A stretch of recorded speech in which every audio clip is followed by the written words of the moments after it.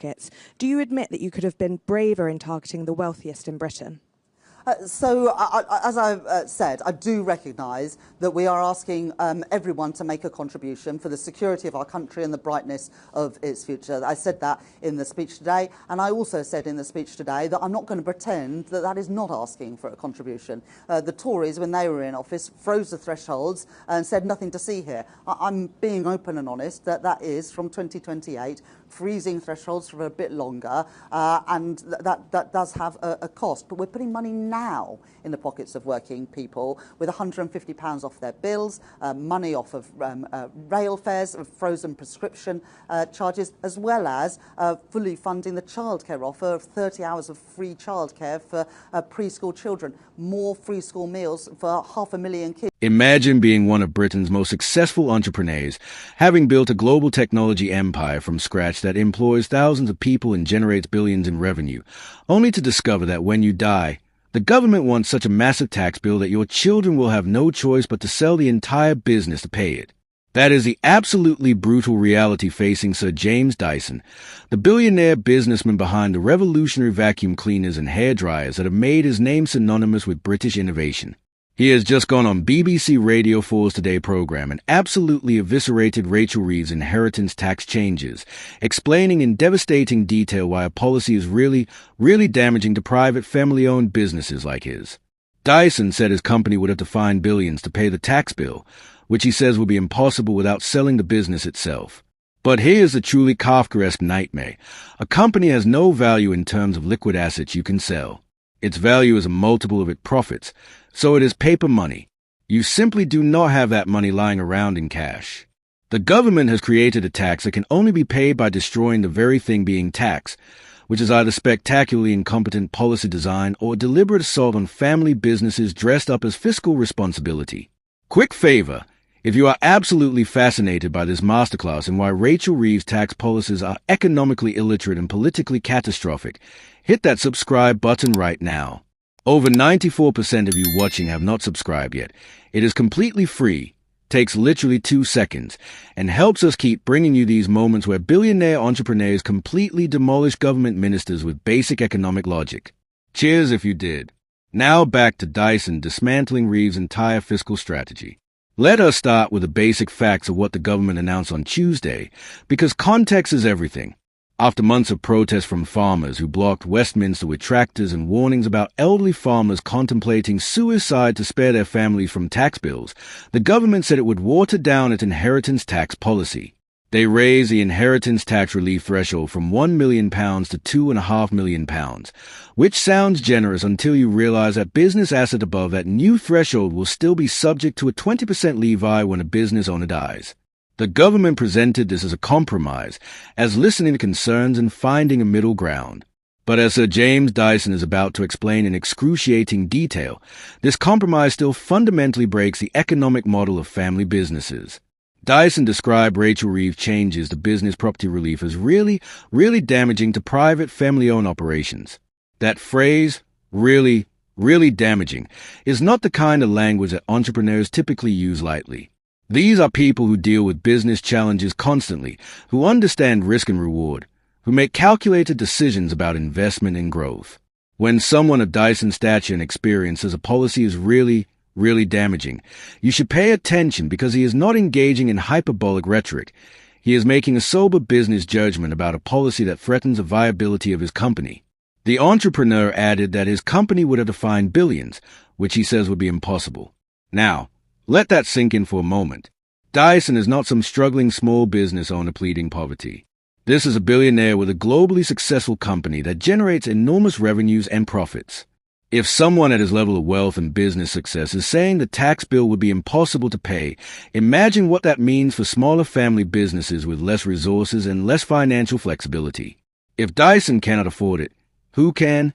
The explanation Dyson gave on Radio 4's Today program is where things get properly interesting because he exposes a fundamental economic illiteracy at the heart of Reeves' policy. You have to pay a 20% inheritance tax, he explained. Actually, it is 40% because you have to take a dividend, if you could, to pay the 20%. This is absolutely crucial to understanding why the policy is so destructive. The government says a rate is 20%, which sounds relatively modest compared to the standard inheritance tax rate of 40%. But that 20% is calculated on the value of the business, not on cash you have sitting in a bank account.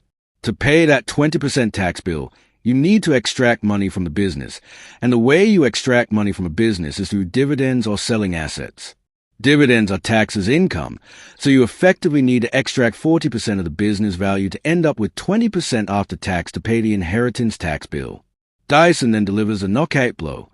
What it means is you would have to sell the business. And who wants to start a family business if you cannot leave it to your children, if it cannot carry on in the same ethos to which it started? This is not just about Dyson's personal situation. This is about the entire concept of family businesses and whether they can continue to exist in Britain under this tax regime. Family businesses operate on a different model from corporations answerable to shareholders. They think in generations rather than quarterly earnings reports. They invest for the long term because the owners expect their children and grandchildren to inherit and continue building the business. That long-term thinking creates stability, innovation, and often better treatment of employees because the owners see themselves as stewards of something bigger than just a profit-generating machine. But if you cannot pass the business to your children without it being destroyed by tax bills, why would anyone build that kind of business? You would be better off structuring as a public company or selling to a private equity firm or finding some other corporate structure that does not have the same tax implications. The policy effectively destroys the economic incentive for creating family businesses, which is a bizarre goal for a government that supposedly wants to encourage entrepreneurship and economic growth. The Dyson founders' explanation of why the tax cannot be paid without selling the business is where the economic illiteracy of the policy becomes most apparent. Companies are valued on a multiple of their earnings, he explains. So if you are paying 40% of a multiple of your earnings, that is billions in my case. We have not got billions of cash. You know, we do not have it, so you have to sell the business to pay it. This is Business Valuation 101, the kind of thing you would learn in first-year economics or business studies. Companies are not valued based on the physical assets they own, like buildings and equipment. They are valued based on their earning potential, their profits, their market position, their intellectual property, their brand value. All of those things are real and valuable, but they are not liquid. You cannot take your brand reputation to the bank and exchange it for cash.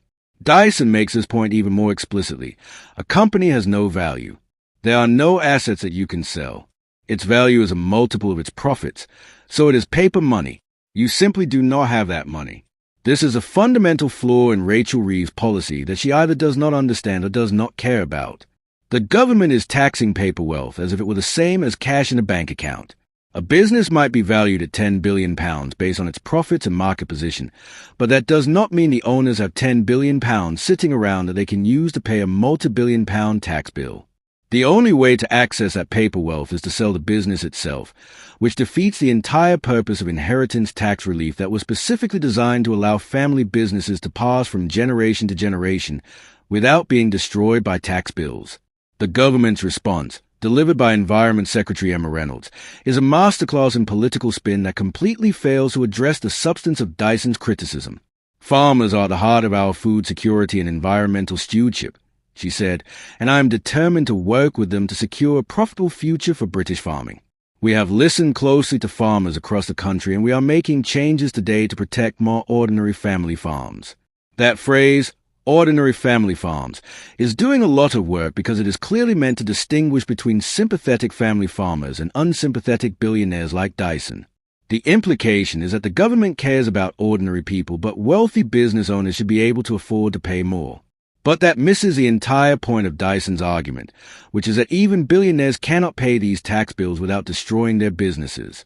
Reynolds continued, "We are increasing the individual threshold from £1 million to £2.5 million, which means couples with estates of up to £5 million will now pay no inheritance tax on their estates." That sounds generous, and for many family farms it probably does provide some relief. But the fundamental problem remains. What happens to businesses valued above £5 million? The Dyson business is worth billions, not millions. Even a farm that has been in the same family for generations and has been well managed and invested in could easily be worth more than £5 million in land and equipment. Those businesses still face the same impossible choice: find billions in cash that you do not have, or sell the business to pay the tax bill. The final line of Reynolds' statement is perhaps the most telling. It is only right that larger states contribute more, while we back the farms and trading businesses are the backbone of Britain's rural communities. This is pure political rhetoric designed to appeal to voters' sense of fairness and their suspicion of the wealthy. Of course, larger states should contribute more. Nobody is arguing for a system where billionaires pay nothing while ordinary people carry the burden. But contributing more should not mean being taxed at levels that make it impossible to continue operating your business. There is a difference between asking the wealthy to pay their fair share and implementing policies that are economically destructive and achieve nothing except forcing the sale of successful British businesses to foreign buyers or corporate raiders. The broader economic implications of this policy are genuinely concerning and go far beyond individual businesses like Dyson. Family businesses are a massive part of the British economy, employing millions of people and generating enormous economic value. They tend to be more stable than public companies because they are not subject to the short-term pressures of the stock market. They tend to invest more in their employees and communities because the owners have long-term relationships and reputations to maintain. They are often centers of innovation because the owners can take risks and invest in research and development without having to justify every decision to impatient shareholders. All of those positive characteristics depend on the ability of families to maintain ownership and control across generations. If this tax policy remains in place, the long-term effect will be the gradual disappearance of large family businesses in Britain.